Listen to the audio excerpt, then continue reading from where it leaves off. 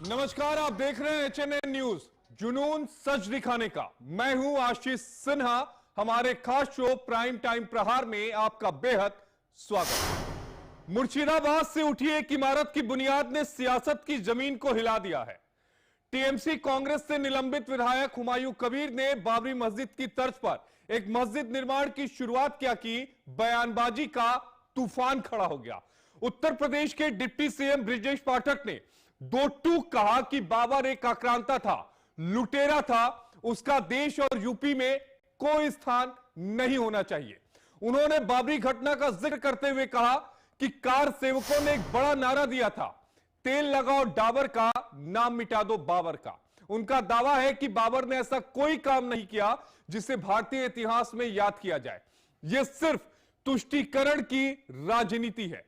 उधर बीजेपी नेता सुरेंद्र अधिकारी का भी साफ संदेश, मंदिर बन सकता है, मस्जिद भी बन सकती है, लेकिन बाबरी के नाम से नहीं।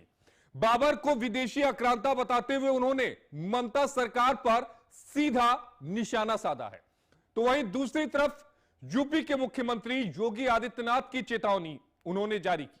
उन्होंने कहा कि आस्था का सम्मान है, लेकिन कानून से ऊपर कोई नहीं। और जवाब में कबीर का संविधान का हवाला कबीर की तरफ से दिया गया। तो सीधा सवाल यहां उठता है, क्या यह धार्मिक आस्था या चुनावी ध्रुवीकरण की पटकथा है? मुर्शिदाबाद की यह चिंगारी बंगाल यूपी तक की सियासी तापमान को बढ़ा रही है। फायदा किसका?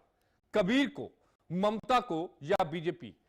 फैसला जनता करेगी। बहस ये तय मान के चलिए कि आने वाले समय में इस पर और ज्यादा तेज होने वाली है। क्या कुछ कहा यूपी के मुख्यमंत्री योगी आदित्यनाथ ने और उप मुख्यमंत्री ब्रजेश पाठक ने, वो आपको सुनवाते हैं। ये डबल इंजन की सरकार प्रधानमंत्री मोदी जी के नेतृत्व में, उनके मार्गदर्शन में जो बोलती है वह करके दिखाती है, और जितना करती है उतना ही बोलती है। हम लोगों ने कहा था ना कि रामलला हम आएंगे, मंदिर वहीं बन गया ना, मंदिर अयोध्या में। कोई संदेह है?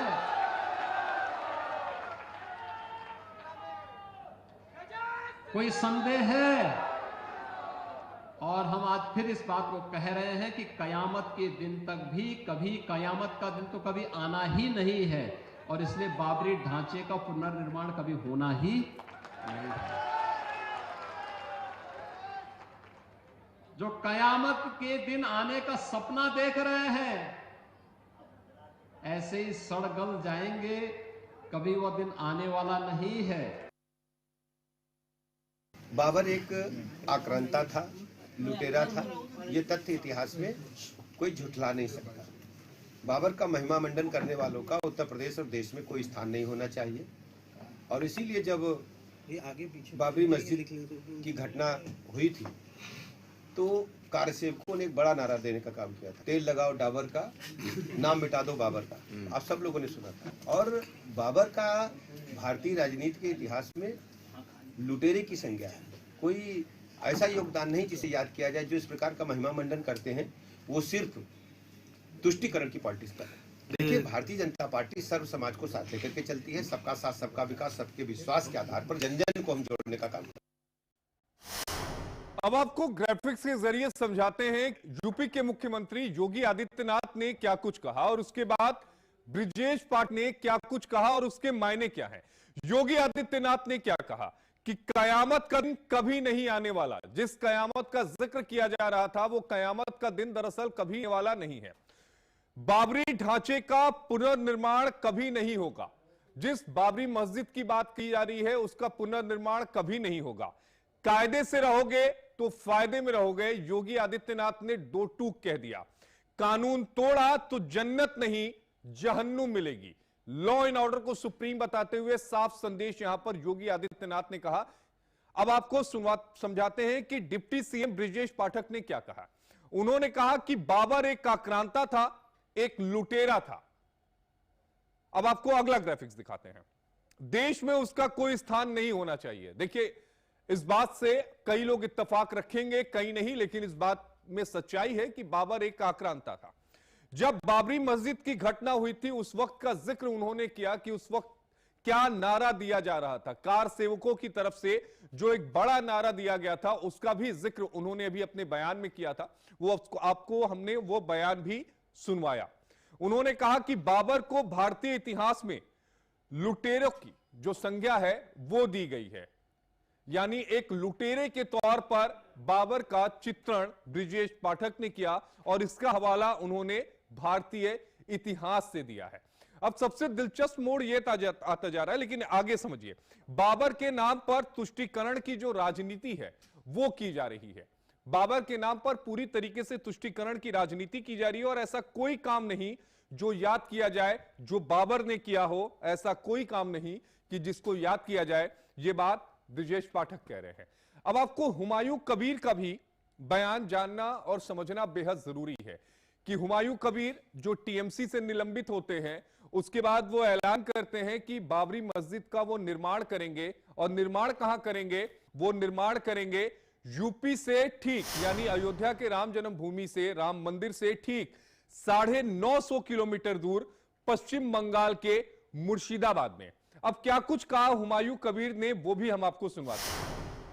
देखिए, हुमायूं कबीर ने यह कहा कि विरोध करने वाले जो हैं, जो इस मस्जिद का विरोध कर रहे हैं, वो पीछे हट जाए।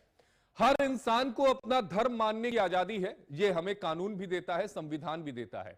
वो किसी का विरोध नहीं कर रहे हैं, अल्लाह की इबादत के लिए यह निर्माण कार्य हो रहा है।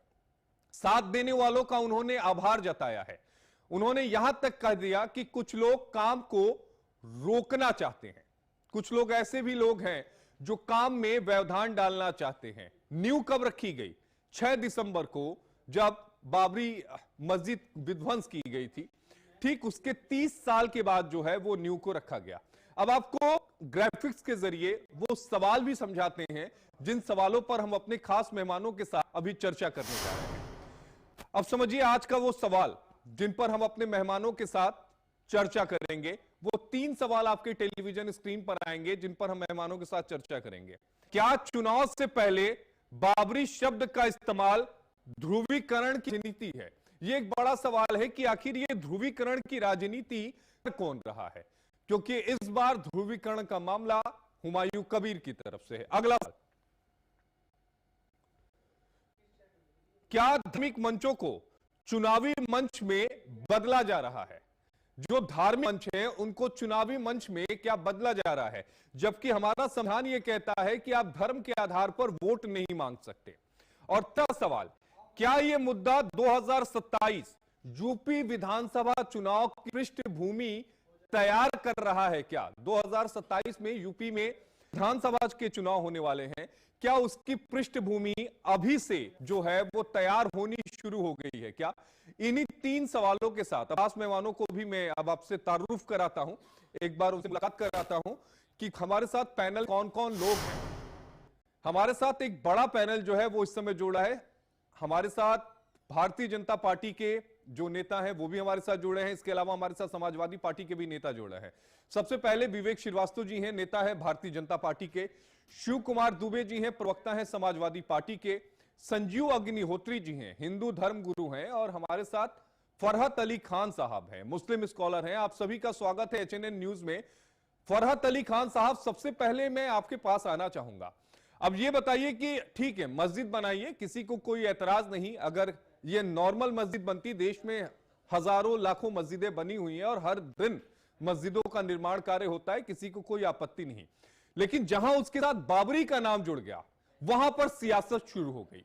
फरहत अली खान साहब, देखें, ऐसा है कि हम लोग भी बाबर को इस्लामिक अकॉर्डिंग टू इस्लाम नहीं देखते। हम लोग जो है वो बाबर को ये मानते हैं कि वो आक्रांता हमारे देश भारत में है और उन्होंने हमारे देश में कब्जा करके जो हिंदू धार्मिक स्थल थे, जो इतिहास बताता है, और उसको जय के साथ कहूंगा, उसको और ढाकर के मिसमार करके वहां पर बहुत सी ऐसी इमारतें बनवाई जो आज विवाद का कारण बनी और जिसके लिए हम सब लोगों को शर्मिंदगी का सामना करना पड़ता है, जलील होना पड़ता है। और मुझे तो ये लगता है कि जैसे बाबर हम बन गए हैं जबकि हम अपने घरों में बाबर, औरंगजेब और दीगर नाम भी अब रखना नहीं चाहते।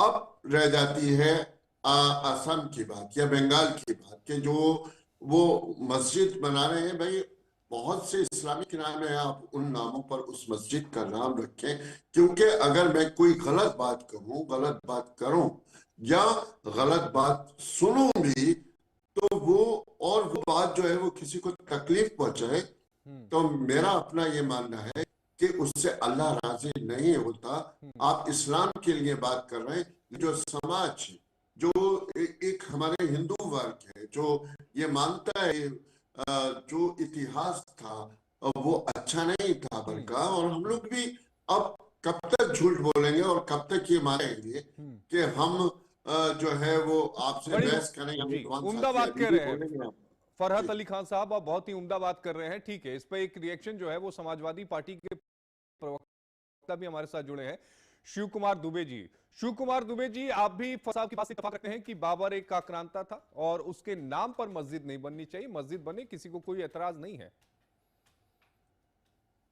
नहीं, देखिए, ये जो इसको तो आप आराम से देख सकते हैं, समझ सकते हैं, महसूस कर सकते हैं कि ये सब राजनीतिक फायदा उठाने के लिए ये जो हुमायूं कबीर है वो कर रहा है। ये इसमें कहीं कोई दो राय नहीं है। देखिए, अगर तुझे इतना ही इंटरेस्ट है और इतना ही इस्लाम के प्रति तुझे अपना वो दिखाना है, तो हमारे अब्दुल कलाम साहब जो थे, एपीजे अब्दुल कलाम साहब, उनके नाम से बनाओ ना भाई, इसने मना किया है यार। और भी कई मुस्लिम्स जो है, काफी धार्मिक गुरु भी रहे हैं, उनमें से किसी का भी नाम पसंद करो, उनको बनाओ।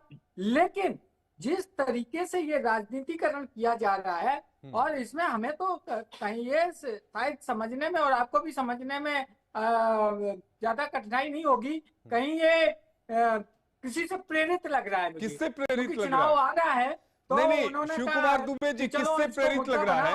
और एक सवाल का जवाब दीजिए कि क्या समाजवादी पार्टी बाबर को आक्रांता मानती है या नहीं मानती है? अरे ये तो दुनिया मानती है। आप मानते हैं? समाजवादी पार्टी मानती है? ये बताओ, आपने इतिहास पढ़ा है, हमने इतिहास पढ़ा है, हिंदुस्तान के हर बच्चा इतिहास पढ़ता है, उसने क्या पढ़ा है? बात खत्म हो जाती है यहाँ पे। नहीं, मैं कह रहा हूं कि आप भी मानते हैं ना कि वो एक आक्रांता था, एक लुटेरा था, और बाबरी मस्जिद हमारे मुल्क में कभी नहीं बननी चाहिए। आप मानते हैं इस बात को? ऑन रिकॉर्ड सिन्हा जी सुनिए, अगर एक गुंडा, पुलिस उस पर गुंडा एक्ट लगा देती है तो उसको गुंडा हो जाता है, गुंडा हो जाता है। नहीं, मैं इसको ऑन रिकॉर्ड लूं कि समाजवादी पार्टी इस बात को कह रही है कि हमारे मुल्क में बाबरी के नाम से कोई मस्जिद नहीं बननी चाहिए। ऑन रिकॉर्ड लूं इस बात को? क्यों बने? अरे भाई, क्या हमारे देश में कमी पड़ गई है महापुरुषों की? एक से एक मुस्लिम अशफाकुल्लाह खां के नाम से बनाइए, महान स्वतंत्रता सेनानी, उनसे बड़ा कौन है? उनके नाम से बना दो अगर इतना प्यार है, मोहब्बत है तो। एक से एक धार्मिक गुरु भी रहे हैं मुस्लिम समाज में, एक से एक महान स्वतंत्रता सेनानी रहे हमारे समाज में, एक से एक समाज सुधारक रहे हमारे समाज में, उनके नाम से क्यों नहीं? लेकिन चूंकि एक देखिए, इसमें भी कट्टरपंथी एक ग्रुप है, उस कट्टरपंथी ग्रुप को एकत्र करके बेमनुष्यता फैलाने के लिए, समाज में हिंदू मुस्लिम कराने के लिए ये पूरा एक षड्यंत्र है। ये साजिश किसकी है शिव कुमार दुबे जी? जी, साजिश किसकी है? आप कह रहे हैं कि एक साजिश है, साजिश किसकी लगती है? अब आप देख लो किसकी साजिश है। आज तक कौन हिंदू मुस्लिम करता चला आया है? अरे आप खुल के बोलिए ना, है? खुल के बोलिए, कौन करता है? अरे खुल के क्या बोलना, भारतीय जनता पार्टी के अलावा कोई दूसरी राजनीतिक पार्टी ऐसा करती है? कोई एक पार्टी ऐसी है जो समाज में हिंदू मुस्लिम करती है? ये कब से भारतीय जनता पार्टी कब से करने लगी ये काम? अरे वो तो कर ही रही है। अच्छा ठीक है, विवेक श्रीवास्तव जी वो तो जवाब दीजिएगा। मैं धन्यवाद देता हूँ सुप्रीम कोर्ट का कि उन्होंने जजमेंट दे दिया, नहीं तो आज भी वे उसी पिच पर खड़े होते। आप मान लो इस बात को। ठीक है, विवेक श्रीवास्तव जी जवाब दीजिएगा। देखिए आशीष जी, जब कोई सनातन पे हमला करे, ये तुष्टीकरण करे, हम चुपचाप तमाशा देखते रहे, तब तो भारतीय जनता पार्टी इनके हिसाब से ठीक कर रही है। और हम अगर उस पर कोई प्रतिक्रिया देते हैं तो ये इनका विचार है कि ये हम कर रहे हैं। फराज साहब जब बोलते हैं तो बड़ी अच्छी अच्छी बातें बोलते हैं, इनको देख के बड़ा अच्छा लगता है कि ये कोई नया इस्लाम है। मैं इनको एक बार टिप्पणी भी मैंने किया तो उस पर बुरा मान गए। मेरा इनके ऊपर कभी व्यक्तिगत टिप्पणी का आशय नहीं रहता है, लेकिन आशीष साहब जो मजहब जानवर को भी गला दर्द दे के मारता हो, आप अंदाजा करिए उससे इस तरह की जब अच्छी अच्छी बातें निकल के आती तो किसी के गले के नीचे उतरती है क्या? बाबर को लेकर के सबने अपने अपने विचार रखे, ब्रजेश पाठक जी ने भी रखे। इतिहास में क्रूर आकांक्षा के रूप में वो दर्ज है। जिस तरह से हुमायूं कबीर बाबर के नाम पर मस्जिद बनाने के लिए लगा हुआ है और वहां की टीएमसी सरकार का उसको संरक्षण प्राप्त है। भाई वहां पे सरकार के स्तर पे कोई उससे पूछने वाला है कि जहां बना रहे हो वो जगह पे नक्शा पास कराया कि नहीं कराया, क्या उसकी लैंड यूज चेंज हुआ कि नहीं हुआ, बहुत सी तकनीकी प्रश्न है इसको लेकर के वहां की स्टेट गवर्नमेंट कोई उससे सवाल नहीं कर रही। दीदी की भैया अखिलेश जी, उनकी पार्टी के लोग वहां भी हमें जिम्मेदार ठहरा रहे हैं।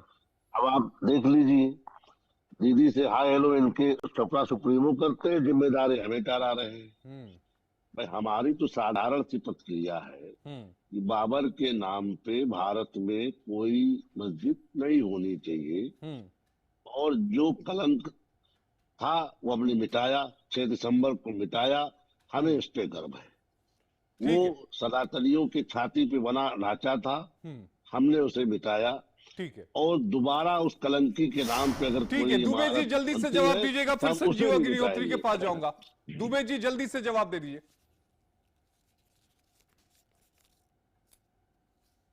अनम्यूट करिएगा दुबे जी।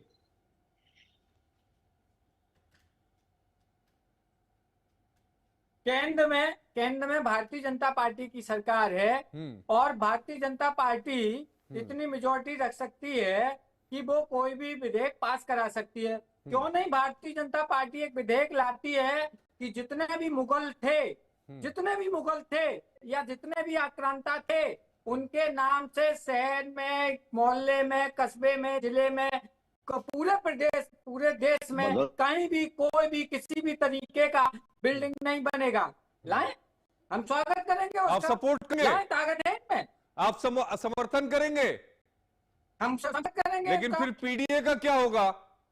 अरे पीडीए, देखिए हिंदुस्तानी मुसलमान की बात होगी तो हम उनके साथ हैं, लेकिन हम विदेशी आक्रांताओं के साथ तो नहीं है। ठीक है, एक कमेंट संजीव अग्निहोत्री जी से ले लेता हूं। संजीव जी, ये जो पूरा मसला चल रहा है, अब ये बताइए कि तुष्टीकरण की राजनीति है, ध्रुवीकरण की राजनीति है, चल क्या रहा है? देखिए मिश्रा जी, ये बहुत सोची साजी एक साजिश है देश के प्रति और ये भारत के प्रति ये बड़ी खिलाफ बात है, बड़ी गद्दारी हो रही है। जो लोग इस मस्जिद को बना रहे हैं, यहाँ इस तरह के गुंडे, मवाली और आतंकवादी के नाम से मस्जिद बना रहे हैं, इससे बड़ी जो है कोई गद्दारी नहीं हो सकती। इसकी भर्त्सना करता हूं, निंदा करता हूं, और जो लोग इसको बनवाने के साथ में हैं उनकी भी निंदा करता हूं, क्योंकि आतंकवादी के नाम पर यदि मस्जिद बनाओगे या मंदिर बनाओगे या जो भी कुछ बनाओगे आप, वो बिल्कुल भी सराहनीय नहीं है, वो असराहनीय है। उसकी निंदा की जाए जितनी भी उतनी कम है। तो ऐसे जो लोग, जो चाहे किसी भी पार्टी के हो, चाहे पीएलसी हो, चाहे सपा हो या बसपा हो, कोई भी हो, मैं सबका नाम कह रहा हूं, चाहे वो बीजेपी क्यों ना हो। अब भाई हम बीजेपी, इसका मतलब ये थोड़ी बीजेपी अगर ऐसा करेगी तो ठीक करेगी, बिल्कुल उसका विरोध होगा। तो ये इस तरह का किसी प्रकार का कोई इस तरह की बात नहीं होनी चाहिए। और ये लोग प्राय, अब ये लोग गलती करते, ये लोग अच्छा करते ही कहाँ है साहब। अब उसमें ये लोग कई बार, हमारे सपा के लोग कई बार ये लोग उसमें सपोर्ट कर देते हैं। तो अब ये हमारे देश के जो मुस्लिम भाई हैं उनको सोचना चाहिए कि हम ये जो जघन्य अपराध करने जा रहे हैं ये बड़ा निंदनीय है, ये बिल्कुल ठीक नहीं है। कल को ये कहेंगे हम तो जिन्ना का मकबरा बनाएंगे, कल को ये कहेंगे हम तो पान के नाम से यहाँ पर मस्जिद बनाएंगे। ये कोई तरीका नहीं है, ये बड़ा निंदनीय, घोर नहीं, निंदा करता हूं। ये खुली चुनौती है। जिस तरह से हुमायूं कबीर की जो तस्वीरें आई हैं, एक बड़े जन सैलाब के साथ चलता हुआ हुमायूं कबीर दिख रहा है, इसमें ये सीधे चुनौती दे रहा है। बिल्कुल साहब, बिल्कुल चुनौती तो है ही है। देखो आप, ये इसमें जो टीएमसी सरकार जो है बंगाल की, जो इस समय प्रेजेंट में सरकार है, ये पूर्ण रूपेण उनको बहुमत दे रही है। पूर्ण रूपेण आपस में भले ही इन्होंने थोड़ा सा आनाकानी कर लिया, झगड़ा कर लिया, लेकिन उन्होंने कहा कि हम झगड़ा कर लेते, लोग हम पर शक नहीं करेंगे, तू आगे चल के काम कर, मैं तुझे पैसे दे रही हूँ। बाकी और भी जगह से पैसा आ रहा है, चाहे वो पाकिस्तान से आ रहा है, चाहे तुर्की से आ रहा है, जहां से भी आ रहा है, इन सबको बड़े बड़े सपोर्ट मिले हुए। साहब आप तो बहुत पढ़े लिखे हैं मिश्रा जी, सभी लोग, और इसमें हमारा कोई किसी पर विशेष तल्ख नहीं है। मैं ये देश हित की बात कह रहा हूं, क्योंकि मुझे गलत बोल करके क्या मिलेगा। मैं एक आचार्य हूं, और आचार्य को किसी के विरोध में बोलना ठीक नहीं है, तो ये मैं कहना चाहता हूं जी। लेकिन फरहत अली खान साहब, जो तस्वीरें आ रही हैं, ये तस्वीरें कतई मतलब ये किस तरह का शक्ति प्रदर्शन है जो ये दिखाया जा रहा है। मुर्शिदाबाद वो इलाका जहां पर आबादी 70% से ज्यादा मुसलमानों की है। अगर आप 296 सीटें पश्चिम बंगाल की बात करेंगे तो उसमें से 120 से ज्यादा सीटों पर जीत या हार मुस्लिम मतदाता तय करता है। आशीष सिन्हा जी, डिबेट नहीं होती बल्कि एक अदालत होती है जिसमें हमें अपने तर्क रखना पड़ते हैं। ये सब लोग जानते हैं। जैसे अभी हमारे श्रीवास्तव जी हैं, अग्निहोत्री जी हैं, वो लोग हमारे ऊपर सीधा सीधा आरोप ये लगा रहे हैं कि ये कैसे मुसलमान है, ये ऐसे मुसलमान है, और जैसे जैसे ये तंज हम लोगों पे कर रहे हैं। अब हम इनके तंज का बुरा मानने वाले नहीं हो, तो अगर बुरा मानेंगे तो हमसे भी गलत शब्द निकलेंगे, तो हम इनका बुरा नहीं मान सकते। लेकिन आपकी अदालत में एक जरूर कुछ बातें रखेंगे, जैसे असम के मुख्यमंत्री कोई बात कह देते हैं, या अभी जैसे कोई बात कह देता है, तो उन्हें भी तो हमारे जो हिंदू विद्वान साथी बैठे हैं, बातों को भी तो गलत कहना चाहिए ना। जब हमारे अंदर जुर्रत है, हमारे अंदर हिम्मत है कि हम बाबर हो, ओवैसी हो, आजम हो, उनकी गलत बात को गलत कहते हैं, तो जो काम गलत है उसको गलत ही कहा जाएगा। आज की सच्चाई मतलब आपके माध्यम से ही तो हम अपनी बात रख सकते हैं। ठीक है संजीव जी, जवाब दे दीजिए, उसके बाद ब्रेक का वक्त होगा, उसके बाद में विवेक जी आपके पास आऊंगा। संजीव श्रीवास्तव जी जवाब दीजिएगा। के नाम पर, अगर किसी आतंकवादी के नाम पर आप मकबरा या मस्जिद बना रहे हो, ये निंदनीय नहीं है क्या? ये गलत नहीं है? आप इसको सपोर्ट कर रहे हो, व्हाई नॉट? अभी जैसे सपा के हमारे भैया जी जो दुबे जी साहब बैठे हैं, इन्होंने बड़ी अच्छी बात कही। देखो, जो अच्छी बात कहेगा वो बिल्कुल अच्छा है, चाहे वो कोई भी क्यों ना हो, चाहे वो व्यक्ति पाकिस्तान का व्यक्ति अगर अच्छी बात कहता है तो मैं उसका सपोर्ट करूंगा। उसके लिए मैं ऐसे नहीं कहूंगा कि नहीं वो गलती है। अगर भैया ने ये बात कही, दुबे जी साहब ने, कि अरे भाई क्या आपको बाबर नहीं मिला जो आतंकवादी के नाम पर मस्जिद बना रहे हो? आपने जो हमारे राष्ट्रपति महोदय रहे हैं उनके नाम पर क्यों नहीं बनाया? या और जो मुस्लिम धर्मगुरु जिन्होंने देश के लिए अच्छा काम किया है, मिलिट्री में रह करके अच्छा काम किया, देश हित में काम किया, उनके नाम से क्यों नहीं बना रहे हो? पर क्योंकि आपको केवल ये गंदी राजनीति करनी है और देश के विपरीत आपको लड़ना, ये आपकी फितरत बन चुकी है, इसलिए आप ऐसा करते हो कि एक गुंडे, आतंकवादी, मवाली, चोर, ठग, लुटेरा, देश को बर्बाद करने वाला, देश को तबाह करने वाला ऐसे व्यक्ति के नाम पर आप मस्जिद बना रहे हो। शर्म आनी चाहिए। इस तरह की बात करते हो आप। फरहत जी जवाब दीजिएगा प्लीज। आप जो बातें कहीं वो मुझे शर्म नहीं आना चाहिए। अगर आप सही है तो कहिए, आपकी अकबर को उसके नाम से नहीं बनना चाहिए, बाबर के नाम से मस्जिद नहीं बननी चाहिए। अपनी भाषा पर अपने संयम बरतने की जरूरत है। हम लोग जो है वो इस तरीके के लोग नहीं है। हम कभी भी गलत का साथ नहीं लेते। हमें क्यों किसी बात पे शर्म आएगी, जबकि हमने पूरा विरोध कर दिया कि बाबर के नाम पे कोई चीज बनना ही नहीं चाहिए, किसी भी ऐसे आक्रांता के नाम पे नहीं बनना चाहिए। जी वही बात तो कह रहे हैं संजीव श्रीवास्तव जी, वही बात तो फरहत जी कह रहे हैं कि बाबर के नाम पर नहीं बनना चाहिए। मुझे लग रहा है कि थोड़ा सा आपने सुनने में वहां पर गलती हुई है आपसे। संजीव जी वही बात कह रहे हैं कि बाबर के नाम पर नहीं बनना चाहिए। विवेक जी मैं आपके पास आऊंगा। जी विवेक जी मैं आपके पास आऊंगा, लेकिन एक छोटा ब्रेक के बाद फौरन हाजिर होता हूं और विवेक श्रीवास्तव जी से उनका कमेंट लेंगे।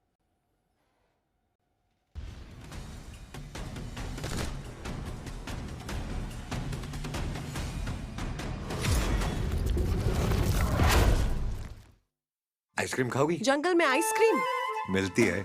समर कूल रेफ्रिजरेटर, आप अपनी ड्यूटी निभाओ, ये अपनी ड्यूटी निभाएगा। समर कूल, लाइफ बनाए वंडरफुल। गोल्डी छोले मसाले, जहाँ जाएं रिश्ते बनाए। गोल्डी लाए हैं फ्रेश लॉक टेक्नोलॉजी, जो रखे मसालों को हर समय फ्रेश। फर्श की टाइल्स को चेंज करो, बड़ी स्लिपरी हैं। थर्मोकूल वॉशिंग मशीन। थर्मोकूल, इंडिया का नया अंदाज। जैसे सच्ची मोहब्बत के आगे पत्थर दिल आशिक भी घुटने टेक देता है, वैसे ही डॉक्टर ऑर्थो आयुर्वेदिक ऑयल के आगे अब दर्द भी घुटने टेकेगा। चाहे जैसा हो दर्द, डॉक्टर ऑर्थो देता है जोड़ों के दर्द से आजादी और एक बेहतर जिंदगी। Dr. Ortho celebrates the release of Oromio in theaters near you on the 13th of February. Multani घोका कॉफ सिरप, इसके तुलसी जैसे गुणकारी तत्व तुरंत असर दिखाएं और खांसी को कहें गुड बाय। मुल्तानी घोका कॉफ सिरप।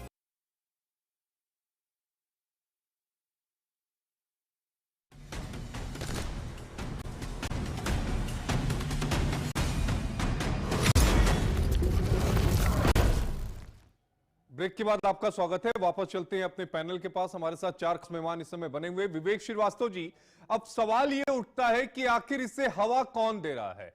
इसके पीछे जो असली चेहरा है, वो चेहरा आखिर कौन है? क्या हुमायूं कबीर है, या हुमायूं कबीर के पीछे कोई चेहरा है जो इस पूरे, जो चाहे मस्जिद बनाने की बात हो, चाहे रैली निकालने की बात हो, उसे हवा दे रहा है? आशीष जी, पश्चिम बंगाल में जो ममता जी मुख्यमंत्री के रूप में काबिज है, बिना उनके संरक्षण के हुमायूं कबीर की इतनी हैसियत नहीं कि वो इस तरह के काम करे। पूरा समर्थन है टीएमसी की सरकार का, पूरा संरक्षण है। जिस तरह से वो सड़कों पे खुलेआम घूम रहा है, नेशनल हाईवे को यातायात बाधित करता हुआ घूम रहा है, वो देख करके इतना सबके समझ में आ रहा है कि इसको कौन सह दे रहा, कौन समर्थन दे रहा है, कौन सनातनियों को अपमानित कराने के जद्दोजहद में है, ये सबको मालूम है। हमारी मजबूरी ये है कि हमारी केंद्रीय सरकार ने ऐसा कोई फैसला नहीं लेना है जिसमें चुनी हुई सरकारों को बर्खास्त किया जाए। ममता जी उस हद तक जा रही है कि जहां उनकी सरकार को केंद्रीय सरकार बर्खास्त करने का निर्णय ले। जिस तरह से हमारे कार्यकर्ताओं की हत्या हो रही, जिस तरह से ममता जी अराजकता फैलाना चाहती चुनाव से पहले, तो सब बाकायदा रिपोर्टों में महामहिम राज्यपाल के वहां से केंद्र को प्राप्त हो रही है। लेकिन सरकार एक परंपरा, लेकिन शिव कुमार दुबे तो आपकी बात नहीं मान रहे हैं। वो कह रहे हैं इसके पीछे बीजेपी है। वो तो ममता दीदी को कहीं भी सामने नहीं ला रहे हैं। देखिए, शिव कुमार दुबे जी तो उस पार्टी के प्रवक्ता जिसने राम जन्मभूमि में कारसेवकों पे गोलियां चलाई, वो तो उससे भी जिम्मेदारी से भाग आते हैं। कहते हैं मुलायम सिंह ने नहीं चलाई, अधिकारियों ने चलाई। तो अब उनकी बात छोड़ दीजिए। वो किंतु परंतु में ही उनका पूरा राजनीति है। वो सत्य को सत्य कहने में उन्हें दिक्कत है। मुख्यमंत्री वहां पे टीएमसी का, अनम्यूट करिएगा दुबे जी, मैं आपको स्क्रीन पर ला रहा हूं। विवेक जी अपनी बात पूरी करिए। मुख्यमंत्री वहां टीएमसी का जो कुछ कर रहा है, वो हुमायूं कबीर मुख्यमंत्री के संरक्षण में आशीर्वाद से कर रहा है। अगर सरकार स्टेट चुनना चाहे तो उसकी हिम्मत से जो कर रहा है हो पाएगा, सबको मालूम है। लेकिन वहां दिए भैया बात करके खुश हो लेंगे और भैया के प्रवक्ता यहाँ कहेंगे साहब वहाँ भाजपा पीछे है। ये इनकी बातें हैं, ठीक है। अरे ये नृपेंद्र मिश्रा है, इनसे पूछा जा रहा है, पत्रकार पूछ रहा है कि भाई आप ये बताइए कि गोली का आदेश किसने दिया? तो मुलायम सिंह जी ने दिया। यहाँ से आदेश आया और किसने दिया? मिश्रा जी उस समय बता रहे हैं कि नहीं, वहाँ से नहीं, लोकल एडमिनिस्ट्रेशन ने दिया है। अब बताइए कौन सही और कौन भैया, झूठा? मुलायम सिंह जी के बिना चाहे गोली नहीं चली, सबको मालूम है। और ये दो मुख्यमंत्रियों में ज्यादा सेकुलर बनने की होड़ थी। एक ने हमारा रथ गिरफ्तार कराया सीतामढ़ी में, दूसरे ने कहा रुको हम 2 कदम आगे बढ़ के कारसेवकों पे गोली चलवा देते हैं, हम और ज्यादा बड़े सेकुलर हो जाएंगे, मुस्लिमों के टेस्टी हो जाएंगे। तो सबको मालूम है कि कौन किसने क्या किया है। आपके दामन हमारे खून से सने हैं। आप चाहे जितना दामन धुलने की कोशिश कर ले दुबे जी, अब समाजवादियों के दामन से कारसेवकों की हत्या का खून नहीं जाने वाला है। अरे आपने किया है, वो सबके मालूम है।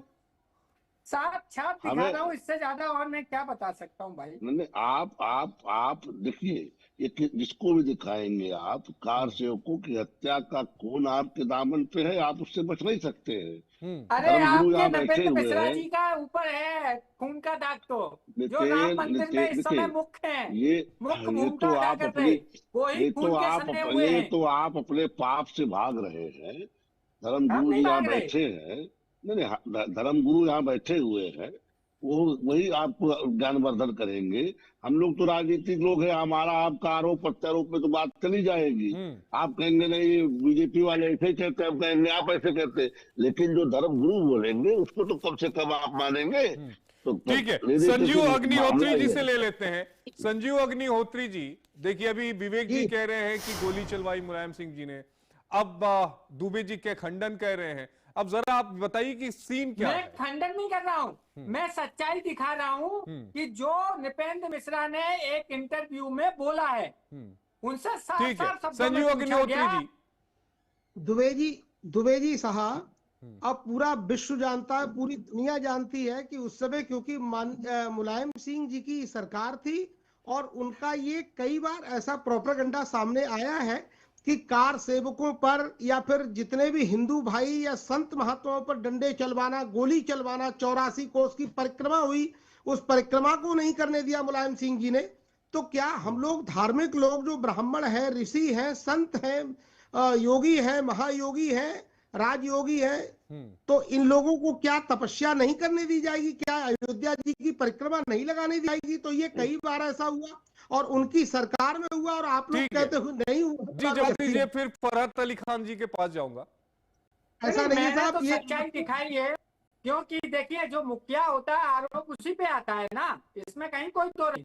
लेकिन जो चीफ सेक्रेटरी होता है वो सारा तंत्र का है, और वो चीफ सेक्रेटरी खुद इस बात को बोल रहे हैं सबके सामने कि ये जो उन्होंने पत्रकार ने पूछा स्पष्ट, आप बताओ तो मैं सुनवा भी दूं, फिर बताओ कि भाई ये गोली चलाने का आदेश क्या मुख्यमंत्री कार्यालय से आया?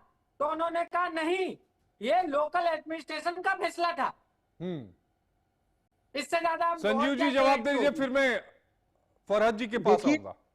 आप जो भी दलील दे रहे हो ठीक है, हो सकता है उसमें कुछ चेंज हो, लेकिन ये सारी दुनिया जानती है कि आप लोगों ने हेलीकॉप्टर से गोलियां चलवाई, बाहर से चलवाई, जो भी था सारा पुलिस बल क्योंकि उस समय आपके हाथ में था, और ये सारा देश जानता है, पूरी दुनिया जनता जानती है। और जब भी आपकी सरकार आती है साहब, आज देखिए कल का एक बयान है मेरा, कोई देखिए माला जपता हूँ, ब्राह्मण हूँ, धर्मगुरु हूँ, बिल्कुल जो कहूंगा सच कहूंगा, सच के सिवा कुछ नहीं कहूंगा। कल एक मुस्लिम महिला बहन ने कहा, उससे पूछा कि क्या इस समय सरकार ठीक चल रही है? तो उन्होंने कहा हाँ बिल्कुल सही चल रही है। तो बोले आप, और जो यादव जी की सरकार चल रही थी वो 17 से पहले, बोले साहब उसमें तो लूट खसूट गुंडागर्दी और ये सब कराते। ये मुस्लिम महिला का बयान है। ये किसी हमारे, फिर फरहत जी के पास जाऊंगा। तो आपके यहाँ हमेशा अराजकता रही और ये ना रहती तो इसमें साहब बहुत अच्छी बात होती। अरे बीजेपी ने मिलकर के जो भी मंदिर बनवाया, तो ये 500 साल का रगड़ा बीजेपी ने खत्म किया। आकाश, अगर आपके समय में ये मंदिर बन जाता तो हम तो आपके नाम की माला जप रहे होते, इसमें कोई सब द्वंद नहीं है। दुबे जी जल्दी जवाब दीजिएगा। हमेशा विरोध करते रहे। देखिए हम कल भी कानून के ऊपर डिपेंड थे, कोर्ट पे डिपेंड थे, हम आज भी कोर्ट के ऊपर डिपेंड है। कोई भी विवादास्पद मुद्दा देश में है, वो कानून और कोर्ट के थ्रू अगर सॉल्व होता है तो उसमें भाईचारा बना रहता है। ये कल भी मानना था, आज भी मानना और कल भी मानना रहेगा। लेकिन कहीं ना कहीं आपने भी देखा होगा, सबने देखा, कोई छुपी हुई चीज तो नहीं है कि कमरे के बंद कमरे में हो जाएगी। कहीं ना कहीं हमेशा ऐसा इतिहास रहा है कि मिसगाइड हुए होंगे दोनों पक्ष से, ऐसा नहीं है। कुछ कट्टरपंथी इधर के, कुछ कट्टरपंथी उधर से, मामला तभी बिगड़ता है अगर उसी चीज को शांति से सुलझा दिया जाए। ठीक तो है, कहीं कुछ नहीं होगा। विवेक जी जवाब दीजिएगा। आशीष जी, आज इतनी अच्छी बातें हमारे समाजवादी मित्र कर रहे हैं। 84 ऐसा ना हो कि कहीं बीजेपी का दामन थाम ले 2027 से पहले। दुबे जी ऐसा तो नहीं करिएगा ना। श्रृंगार गौरी की पूजा इन्होंने बंद कराई काशी में। पूजनी शंकराचार्य को गिरफ्तार इनके समय में किया गया। उनकी उत्तराधिकारी पर लाठियां इन्होंने बरसवाई। और आज इतनी अच्छी अच्छी बातें करें। हृदय परिवर्तन हमें कुछ समझ में नहीं आ रहा। ये कुछ कालनेमी टाइप के हमको मालूम पड़ रहे हैं। नहीं, मैं तो इस चीज को आज फिर आपके चैनल पे बोल रहा हूँ कि जिस देश में चार शंकराचार्य जी को छोड़ के नकली शंकराचार्य जी पैदा कर रही हो ऐसी सरकार, वो सनातनी सरकार कैसे हो सकती है? आप हमें बता दीजिए। अच्छा ये बताइएगा, सरकार नहीं बनाती। अरे उन्होंने कहा, विवेक श्रीवास्तव जी ने कहा कि श्रृंगार गौरी में पूजा जो नियमित होती थी उसे किसने रुकवाया? इस पे आप जवाब नहीं दे रहे हैं। किसने रुकवाया था उसे? नहीं दे पाएंगे, भागेंगे। वो पाप से अपने पहले ही भाग रहे हैं। उनका पाप उनके सामने खड़ा, भाग रहे हैं। हमें झूठा बताएंगे, धर्मगुरु की बात का अनादर करेंगे। कौन सा धर्म का हम पालन कर रहे हैं? आपसे बड़ा सीधा सा सवाल पूछा कि श्रृंगार गौरी की नियमित पूजा किसने रुकवाई थी, किसके टेन्योर में हुआ था? बड़ा सीधा सा सवाल है ना सर। श्रृंगार गौरी पूजा रुकवाई, 84 कोसी परिक्रमा बंद कराई, कांवड़ियों का डीजे बंद कराया। लोकल एडमिनिस्ट्रेशन डिसाइड करता है। अच्छा वो किसके अंडर काम करता है? एक मिनट रुकिएगा विवेक जी, किसके अंडर काम करता है? आज योगी जी मैं आपसे पूछ रहा हूं ना, आप बार बार हवाला दे रहे हैं कि लोकल एडमिनिस्ट्रेशन जो है उसने रुकवाया, उसके कहने पर गोलियां चलाई। मैं ये समझना चाहता हूं कि ये किसके कहने पे काम करता है? कोई उसके ऊपर होगा? किसके कहने पे काम करता है ये? समझाइए मुझे विवेक जी, मैं समझना चाहता हूं आपसे। देखिए नहीं रुकिए, सॉरी, शिव कुमार दुबे समझाएंगे जी। हाँ समझाइए, किसके कहने पे काम करता है? नहीं, अरे local administration at the spot, on the spot जो सिचुएशन बनी उसके ऊपर रिपोर्ट किसको करता है? वो रिपोर्ट किसको करता है? अरे रिपोर्ट तो करेगा डेफिनेटली, लखनऊ को करेगा। लखनऊ में कौन बैठता है? हाँ तो अरे सीधी बात है, सीएम बैठता है। बात खत्म हो गई, बात खत्म हो गई। लेकिन आप कान सीधे पकड़ने की बजाय घुमा के पकड़ रहे हैं। First step is local administration. भाई लोकल एडमिनिस्ट्रेशन अपनी रिपोर्ट देता है लखनऊ, और वहां से कॉल आता है। विवेक जी क्या मैं गलत कह रहा हूं क्या? आशीष जी एकदम आप सही कह रहे हैं, लेकिन शिव कुमार दुबे जी को आपने इन्हीं की बातों में फंसा दिया है।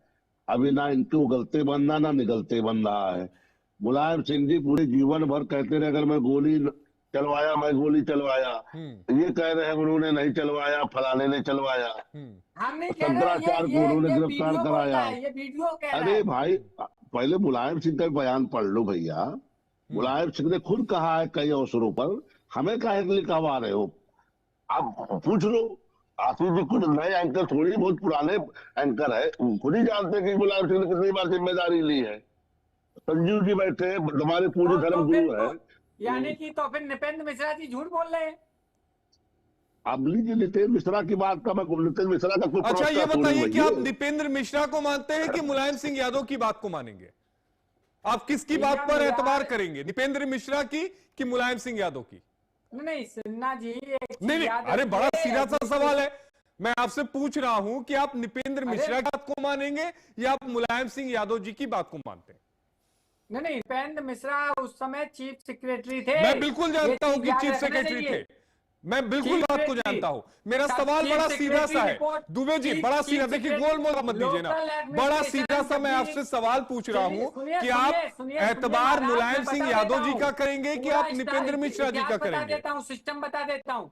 लोकल एडमिनिस्ट्रेशन कभी सेंसिटिव मुद्दे पर जब स्थितियां कंट्रोल से बाहर होती हैं तो वो कॉन्टेक्ट सीधा मुख्यमंत्री को नहीं करता है, वो चीफ सेक्रेटरी ऑफिस में। क्या मुलायम सिंह यादव ने क्या कई बार सार्वजनिक मंच से ये नहीं कहा कि किसी भी कीमत पर हम उस ढांचे को, मस्जिद को नुकसान पहुंचाने नहीं दे सकते थे किसी को?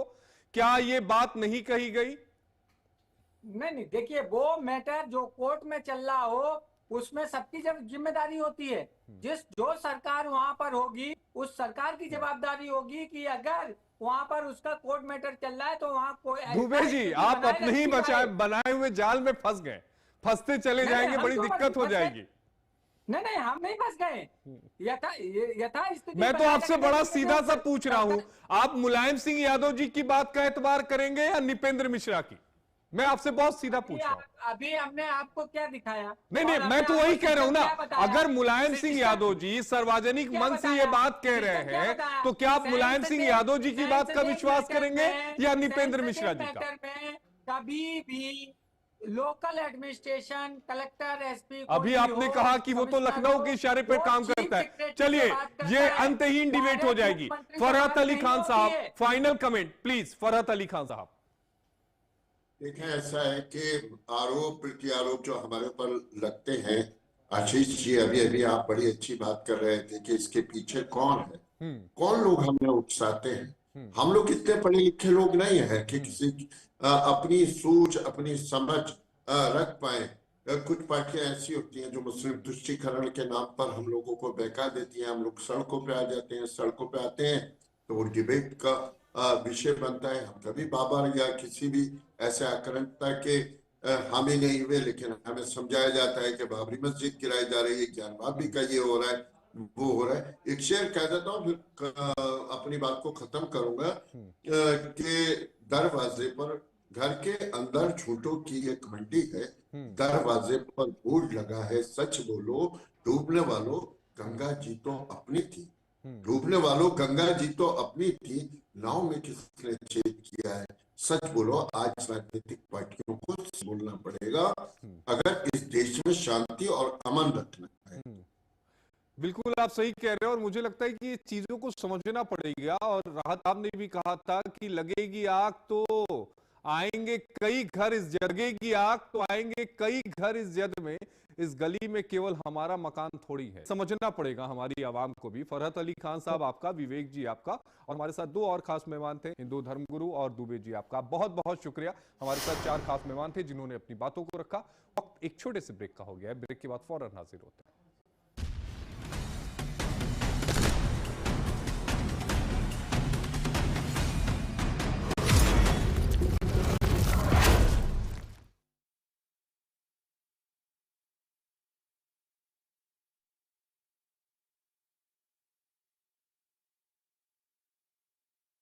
आइसक्रीम खाओगी? जंगल में आइसक्रीम मिलती है। समर कूल रेफ्रिजरेटर, आप अपनी ड्यूटी निभाओ, ये अपनी ड्यूटी निभाएगा। समर कूल, लाइफ बनाए वंडरफुल। गोल्डी छोले मसाले, जहाँ जाए रिश्ते बनाए। गोल्डी लाए हैं फ्रेश लॉक टेक्नोलॉजी, जो रखे मसालों को हर समय फ्रेश।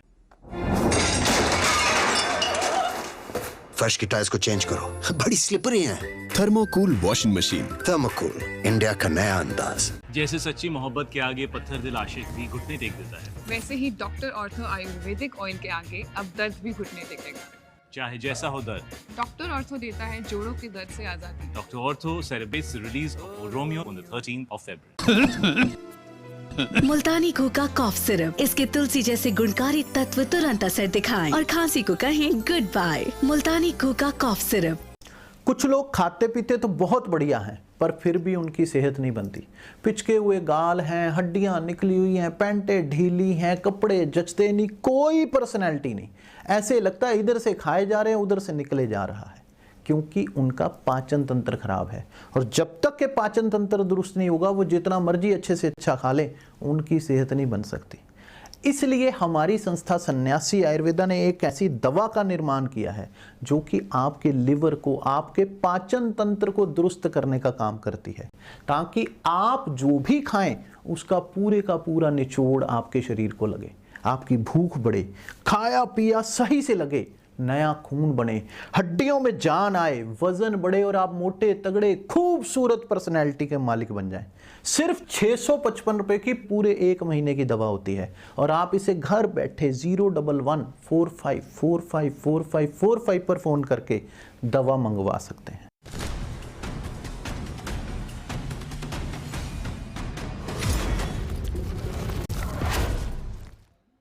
ब्रेक के बाद आपका स्वागत है। चलते चलते आज का विचार,